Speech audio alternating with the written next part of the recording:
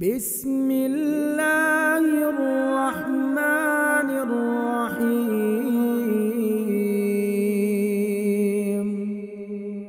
یا مقلب القلوب ثبت قلبی علی دینک یا مقلب القلوب ثبت قلبی علی دینک۔ السلام علیکم ورحمۃ اللہ وبرکاتہ۔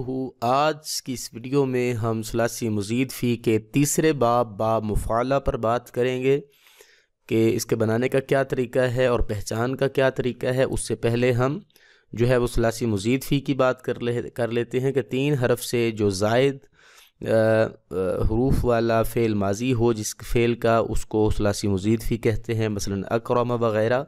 اور اگر ماضی 3 حرفی ہے تو ثلاثی مجرد کہلاتا ہے، اور اگر ماضی 3 حرف سے زائد ہے تو مزید فی کہلاتا ہے۔ مثلا کسبہ کمایا 3 حرفی ہے، مگر اکتسبہ اس نے اہتمام سے کمایا، اس میں الف اور تا حروف زائد ہیں تو یہ ثلاثی مزید فی ہے۔ نازلہ ثلاثی مجرد ہے، انزلہ ثلاثی مزید فی ہے۔ ثلاثی مجرد کے 6 ابواب ہیں جبکہ ثلاثی مزید فی کے 12 ہیں، لیکن قرآن و حدیث میں صرف ثلاثی مزید فی کے 8 باب استعمال ہوتے ہیں، ہم بھی وہی پڑھ رہے ہیں۔ اور ثلاثی مزید فی کے 8 ابواب میں سے آج ہم تیسرا باب مفعلہ اس پر بات کریں گے انشاءاللہ۔ تو آئیے شروع کرتے ہیں باب مفعلہ۔ اس باب کے وزن پر بھی ہم اردو میں بے شمار الفاظ جو ہیں وہ استعمال کرتے ہیں۔ مفاعلہ، مقابلہ، مشاہدہ، مجاہدہ، مناظرہ، مراسلہ، معالجہ، اور اسی طرح معاشرہ، محاصرہ، یہ تمام جو الفاظ ابھی لکھے ہوئے ہیں اور بھی ہیں اس کے علاوہ آپ ڈھونڈ سکتے ہیں، لیکن یہ جو تمام الفاظ ہیں یہ سارے کے سارے باب مفعلہ پر کے وزن پر آتے ہیں۔ اور یہ باب مفعلہ کو نئی چیز نہیں ہے، اصل میں بتانا یہ مقصود ہے کہ یہ بھی ہم اپنی روزمرہ زندگی میں اس کے وزن پر بے شمار الفاظ جو ہیں وہ استعمال کرتے ہیں۔ نئی چیز جو ہے وہ سیکھنے والی وہ یہ ہے کہ اس کا فعل ماضی کا پہلا صیغہ کیا ہے، وہ ہے فاعلہ، اور مضارع کا پہلا صیغہ یفاعلو کے وزن پر آتا ہے۔ آپ اس طریقے سے قرآن پاک میں بھی اس کو پہچان سکتے ہیں۔ اب اس کی خصوصیات کی طرف آتے ہیں کہ 2 اشخاص یا 2 گروہ آپس میں اس طرح شریک ہوں کہ ایک فاعل ہو اور دوسرا مفعول ہو، کام ایک ہی ہے لیکن اس میں 2 شخص ہیں یا 2 پارٹیاں ہیں یا 2 فریق ہیں، وہ ان میں سے ایک فاعل ہوگا اور دوسرا مفعول ہوگا ان کاموں میں سے۔ تو وعدہ، یہ ضاد لکھا ہے، اس کا کیا مطلب ہے جی؟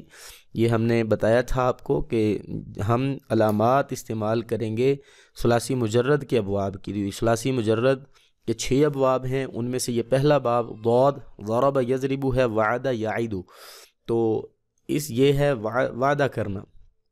لیکن جب ہم اس باب کو کنورٹ کریں گے ثلاثی مزید فی میں باب مفعلہ پر تو پھر یہ بنے گا واعدہ یواعد، ٹھیک ہے، الف کی زیادتی ہو گئی، اور فعل یفاعل کے وزن پر مفعلہ، ایک دوسرے سے وعدہ کرنا، ایک شخص وعدہ کر رہا ہے دوسرے سے، وعدہ کرنے والا فاعل ہے اور جس سے وعدہ کیا جا رہا ہے وہ مفعول ہے۔ اس طرح قاتل یقاتل، یہ بھی باب مفعلہ سے، ایک دوسرے سے جنگ کرنا، جنگ کرنے والا فاعل ہے اور جس سے جنگ کی جا رہی ہے وہ مفعول ہے۔